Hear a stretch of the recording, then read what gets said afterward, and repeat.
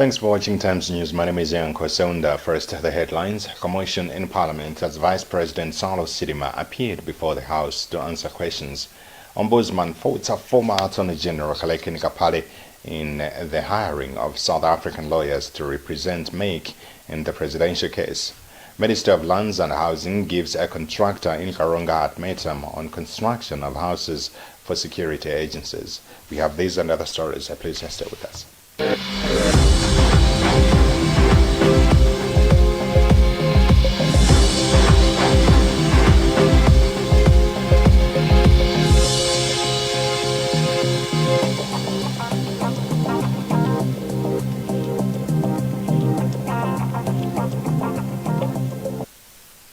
There was commotion in Parliament when Vice President Saulos Chilima appeared before the House to answer questions in his capacity as the Minister of Economic Planning and Development and Public Sector Reforms.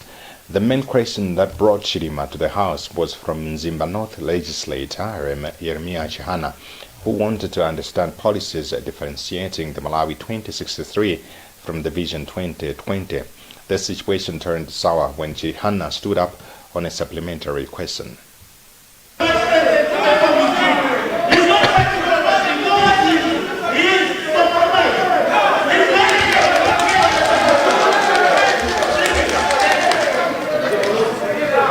Chihana used the opportunity to tell the House that the Vice President is underperforming because he has been overshadowed by the Secretary to the President, Zanga Chikosi. Amid bullying from the government side, Chihana failed to obey orders from the first Deputy Speaker of Parliament, Madalisto Kazombo, calling for him to resume his seat. Kazombo had no choice but call for security to send Chihana out of the House. After the incident, Chihana told journalists that the issue he was trying to address was a constitutional provision. I said the Vice President is being compromised in performance. Not that he is not performing, but the office of the Vice President is a delegated, assigned, is not heading the civil service. Otherwise, the civil service is headed constitutionally by the head of state, by the president. The civil service cannot be headed by the vice president. Now that is a dichotomy. If we don't restructure that. Because of the question that he was asking, there is a house of records and it's called an honorable house. And the speaker, when he rises up there 3 times, that was too much of him.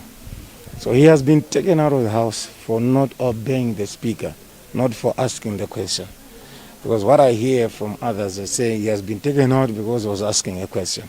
And I would like to put this very clear to you journalists, that you get it, that he has been taken out not because of the question he was asking, but because he disobeyed the speaker, who is the last person. Leader of opposition Kundan Nkrumah also called for the Legal Affairs Committee of the House to look into the issue and establish how to treat the Vice President when he appears before the legislators. Prior to the incident, Chilima outlined different policy areas that differentiate the Malawi 2063 from Vision 2020. In a bid to familiarize different stakeholders with the Malawi 2063 vision, the National Planning Commission, NPC, has started distributing the document to stakeholders. The Malawi 2063 is a blueprint which aims at turning the country into an inclusively worthy and self-reliant nation by 2063. The vision is being distributed to city councils, district councils, schools, and national initiative for civic education nice trust offices, among others. More in this report by Justin Kwewu. The document has been distributed across the country. Speaking at a symbolic handover to Blantyre City Council, BCC, NPC Communications Specialist Tom Kanje said they want people to understand it, own it, embrace it, and take part in its implementation. The National Planning Commission coordinated its formulation and oversee implementation, but the actual implementers are the councils, the government ministries, and other NGOs, and indeed other different stakeholders. So we are making sure that all the stakeholders that are critical to the implementation of the vision have a copy. The vision has 3 pillars, which are agricultural productivity and commercialization, industrialization and urbanization. On urbanization, the vision aims at turning rural areas into urban areas to ease migration to cities and towns. BCC Acting Chief Executive Officer Costly Chanza expressed commitment in helping to fulfill the aspirations of the vision. The urbanization that we're talking about in the document will ensure that councils create separate centers where the additional influx of people are staying with all the resources at their disposal.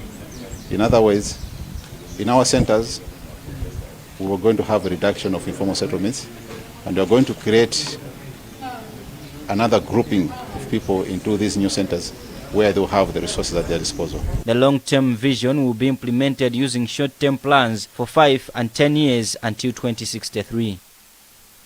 Minister of Lands and Housing Kezim Sukwa has given a 2 weeks ultimatum to Fukamere Building Construction, a contractor who was awarded a contract to construct 25 houses for security agencies in Karonga, to commence works or else face unspecified action. The development comes barely a week after Nsukwa visited the site, where no work has been done since President Lazarus Chakwera launched the project on December 15th last year. From Zuzu, Sam Kalimira reports. Msukwa summoned the contractor Clement Nkumbwa of Fukamere Building Construction and some officials from his ministry to explain the reasons behind the delay. Speaking in an interview, Msukwa said the meeting exposed that officials from the ministry did not present new designs of the houses in time and delayed to officially write him of the changes. The minister then blamed the contractor for not starting work after he was given the new designs, which according to him was presented 2 weeks prior to his visit in Karonga. He then said he has directed that he should start working on the project, and within 2 weeks there must be structures erected. Msukwa said failure to do that, the ministry will see on next action. 100 million kwacha out of the 1.3 billion kwacha contract sum to kickstart the project. The 25 houses are being constructed at Ipiana Police Mobile Camp and at the Songwe border. The 25 houses are part of 10,000 houses for security institutions project, a Tonse Alliance flagship program, which has a budget of 21 billion kwacha in the first phase, where 1,000 houses will be constructed.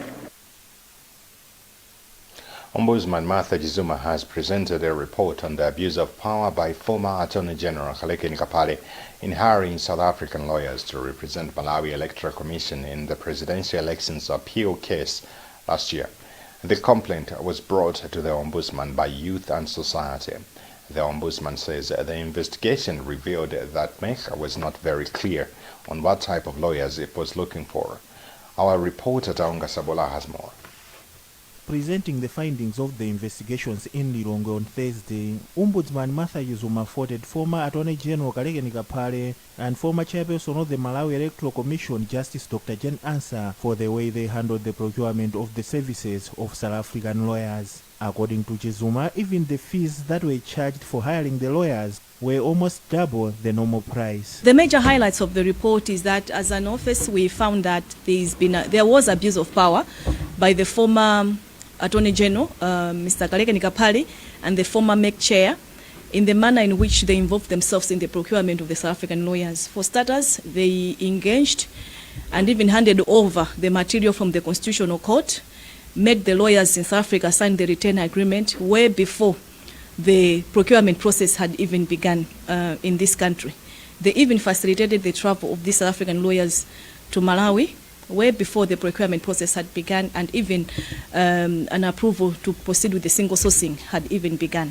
And as far as the Attorney General, the former Attorney General is concerned, he even involved himself, despite the Constitutional Court judgment condemning him for acting for MEC, he even involved himself in the accommodation issues of the South African lawyers, and he further also involved himself even in engaging renegotiation of the fees for the South African lawyers after the court had after these lawyers had not even done any work, even before MEC had approached him. So when you put all these factors together, you see 2 senior public officers, lawyers for that matter, completely disregarding the clear provisions of the law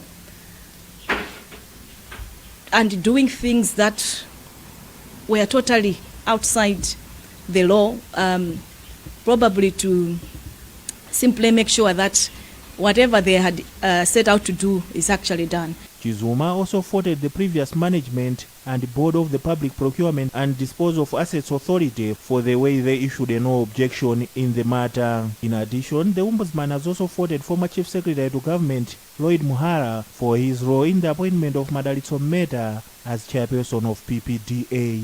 Malawi Law Society Honorary Secretary Martha Kaukonde says our institution is impressed with the findings of the report. We're very glad that this report has come out at this time. We were asked during their investigations to provide information, and we did ably provide that information that they required, and we have noted that that information has been used in the findings of the report, and we're very glad that this report has made specific findings and made specific directions to public officials and institutions, and we're hoping that this report is going to help us, the Malawi Law Society, in fighting for the rule of law in the country, because that's one of our mandates as a regulator of the legal profession in Malawi, and also a protector of public interest in Malawi. Chizuma has also recommended that the Judicial Service Commission reviews the suitability of Justice Muhara as a judge, and a representative of the Judicial Service Commission, Justice Rezin Nzikamanda, says he will report the findings of the investigation to Chief Justice Andrew Nyirenda. We will be back after this break.